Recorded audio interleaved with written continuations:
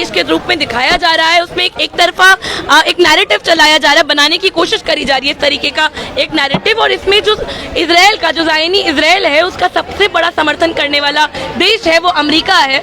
जो अमेरिका की गठजोड़ के साथ हमें देखने को मिल रहा है कि फिलिस्तीन के लोगों का शोषण होगा, और इसके साथ साथ इजराइल में अमेरिका के होने से पूरे के पूरे मध्य पूर्वी इलाके में जो प्रभुत्व बना रहा है अमेरिका, डॉलर का प्रभुत्व बनाने के लिए एक पूरा का पूरा षड्यंत्र जिसे कह सकते हैं वो इजराइल के माध्यम से रचा जा रहा है। और हमें देखने को मिल रहा है कि ये एक और बार अमेरिकी साम्राज्यवाद का नमूना है जो इजराइल की गठजोड़ में फिलिस्तीनी लोग शोषण झेल रहे हैं आज। लेकिन मैडम, पहले हमास ने जो आतंकी हमला हमास ने पहले शुरू किया था, जब जाकर के ये जो वार छिड़ा है, तो हमास को आतंकी आप लोग मान भी नहीं रही हैं, वजह क्या है? देखिए, हमास को ISIS या अलकायदा की श्रेणी में रखने का जो एक कोशिश चल रहा है, जो पूरा का पूरा एक मीडिया प्रपंच नैरेटिव जिसे कहेंगे वो बनाया जाना चाह रहा है, उसमें हमें ये समझना होगा कि उसमें एक मूलभूत अंतर है। मूलभूत अंतर ये है, द बेसिक डिफरेंस ये है कि एक तरफ वो लोग हैं जो आतंकवाद जिसे कहा जाता है उसके प्रचार में लगे हैं, और उसकी दूसरी तरफ बनाम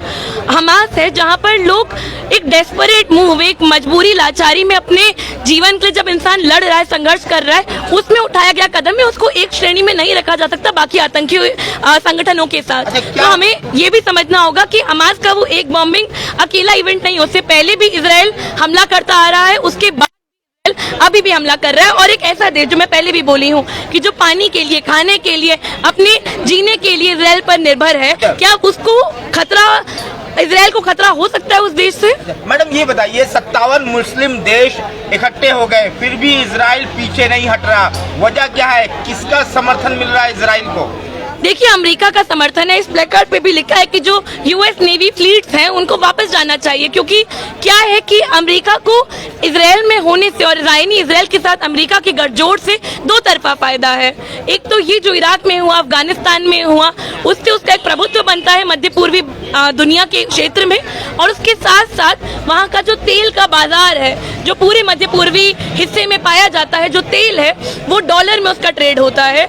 तो उस डॉलर का प्रभुत्व बनाए रखने के लिए, वो डॉलर का प्रभुत्व बनने से क्या होता है, हमारे जैसे भारत जैसे देश, उसके सिवाय और विकासशील देश है। क्या लगता है वर्ल्ड वॉर शुरू होने वाला है, ये बताइए। देखिए, वर्ल्ड वॉर शुरू हो ना हो, हमें लगता है कि एक शोषण का जो युद्ध है वो चल ही रहा है, जहाँ पर एक बड़ी हिस्सा है दुनिया का जो शोषण के खिलाफ लड़ रहा है। और आज जो लोग यहाँ पर आए हैं वो भारत के वो लोग हैं जो फिलिस्तीन के संघर्ष के साथ हैं। वर्ल्ड वॉर का मैं नहीं कह सकती, पर एक युद्ध तो चल ही रहा है जहाँ पर लेकिन जिस तरह इजराइल लगातार हमले कर रहा है, उससे नहीं लगता कि इजराइल कदम पीछे लेने वाला है?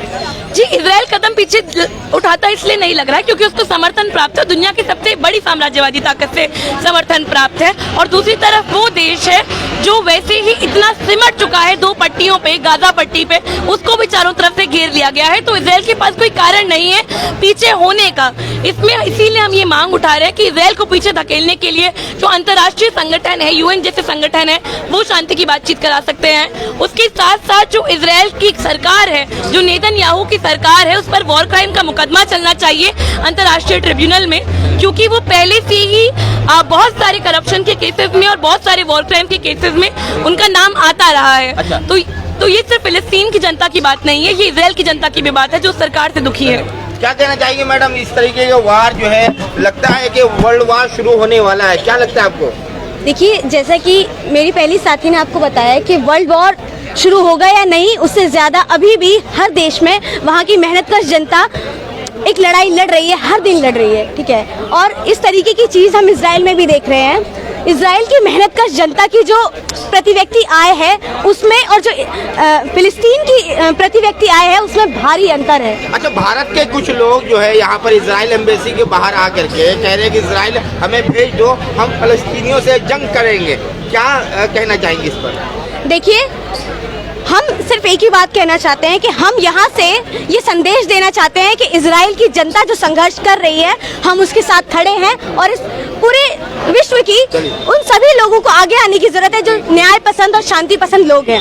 क्या कहना चाहेंगे मैडम, किस तरीके से इजराइल एम्बेसी के खिलाफ जो भारत के कुछ लोग आ रहे हैं दूर दूर से और कह रहे हैं कि इजराइल जो है हमें भेज दो, फलस्तीनियों से हम लड़ेंगे? देखिए, ये तो जिस तरीके से जो लोग बोल रहे हैं उनसे पूछना जरूरी है वो किस लिए जाना चाह रहे हैं। पहली बात, अलग अलग देश में इस तरीके से जनता, मेहनत कर जनता लगातार लड़ रहे हैं, मिटाने के लिए जा रहे हैं। देखिए, इस तरीके की तो लड़ाइयाँ जो मौजूद हमारे को समाज में दिखती है वो ज़्यादातर अलग अलग राज्य के, अलग अलग देशों की नेता ही लोग इस तरीके से कराते हैं। लोग कभी नहीं चाहते इस तरीके से लड़ना। हमेशा युद्ध में, हमेशा ऐसे दंगों में, वॉर में मजदूर और महिलाएं और बच्चों का नुकसान होता है, मारे जाते हैं कई संख्या में, जो उनकी संख्या तक नहीं, अखबारों में तक नहीं आती है। तो वो लगातार लड़ रहे हैं और उनके साथ हम लोग यहाँ पे एम्बेसी के पास इसीलिए आए हैं कि हम उन जनता के साथ है कि वो लड़ इसलिए रहे क्योंकि पहले से ही उनके साथ इस तरीके से घेराबंदी कर दी गई है। उनको पानी नहीं मिल रहा है, उनको राशन नहीं मिल रहा है, जिस तरीके से उनके साथ शोषण हो रहा है, वो लगातार इसलिए लड़ रहे हैं क्योंकि वो आज़ाद होना चाहते हैं। लेकिन जिस तरीके से सरकार उनके साथ कर रही है, कुछ लोग सवाल यहाँ भी उठा रहे हैं कि आप लोग जो आतंकवाद का समर्थन कर रहे हैं। देखिए, कोई आतंकवाद का समर्थन नहीं हो रहा। आप एक बात बताइए, जो गाजा पट्टी है वो इतनी छोटी सी जगह है जहाँ पे लाखों लोग बुरी तरह रह रहे हैं, और ये एक सदी की बात नहीं है। सेकेंड वर्ल्ड वार के बाद से वहाँ पे लोग बुरी तरह रह रहे हैं, जहाँ उनको खाना नहीं मिलता है, जहाँ के बच्चे कुपोषित हैं। वहाँ से आप क्या गुंजाइश करते हैं? वहाँ आप क्या सोच सकते हैं कि वहाँ से क्या निकल के आएगा? जाहिर सी बात है, प्रतिरोध होगा। हम प्रतिरोध का समर्थन नहीं करते हैं, पर हम ये बोलते हैं कि प्रतिरोध होता है तो उसका कारण क्या है? कारण पे आवाज क्यों नहीं उठाते हैं? इस तरीके से यहाँ इजराइल एम्बेसी के बाहर आप लोगों का प्रदर्शन से, तनावपूर्ण माहौल बनाने से क्या इस मसले का समाधान होगा? देखिए, आपका जो सवाल है, पहली बात तो मुझे लगता है कि आपको अपने जमीर में झांकने की जरूरत है। क्यों आप सुन लीजिए, फंडामेंटल राइट है प्रोटेस्ट करना। यहाँ पर हम इकट्ठा हुए हैं फंडामेंटल राइट प्रोटेस्ट करने के लिए, मानवता को बचाने के लिए और ह्यूमैनिटी को बचाने के लिए, जो कि तार हो रही है यूएसए के इंपेरियलिज्म के कारण।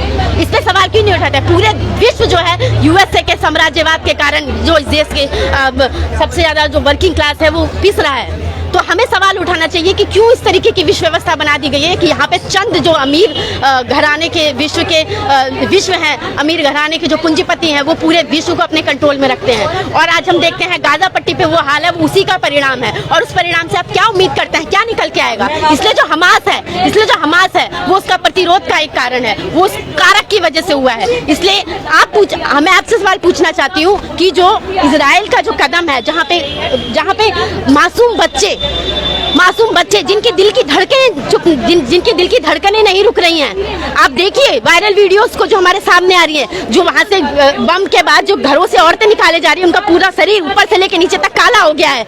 ये क्या दिखाता है? ये दिखाता है कि हम 21वीं शताब्दी में रह रहे हैं, पर मानवता यहाँ पे बिल्कुल भी नहीं है। ऐसे में हमें क्या सोचना चाहिए? हम लोगों को, इंटरनेशनल कम्युनिटी को क्या सोचना चाहिए? न्याय पसंद लोगों को क्या सोचना चाहिए? क्या हमें सिर्फ आतंकवाद पे बहस करनी चाहिए कि जो मासूम लोग हैं, मासूम औरतें हैं, मासूम वहाँ के सबसे ज्यादा कुपोषित, सबसे ज्यादा जो वहाँ की जनता है, उनको लिए और शांति के लिए, सॉलिडारिटी के लिए आवाज उठानी चाहिए? देखिए, इस वक्त यहाँ पर खान मार्केट के मेट्रो के बाहर ये इजराइल एम्बेसी जा रही है, ये जितने भी यहाँ इजराइल एम्बेसी में और यहाँ छात्र यहाँ इकट्ठे हैं और यहाँ पर धरना दिए हुए हैं, धरना प्रदर्शन चल रहा है यहाँ पर लगातार। यहाँ पर ये लोग जो है धरना प्रदर्शन, यहाँ पर आप देख रहे हैं सारे छात्र यहाँ पर मौजूद हैं और यहाँ धरना प्रदर्शन दिए हुए हैं। पैलेस्टीन के सॉलिडारिटी के लिए आए हैं यहाँ पे।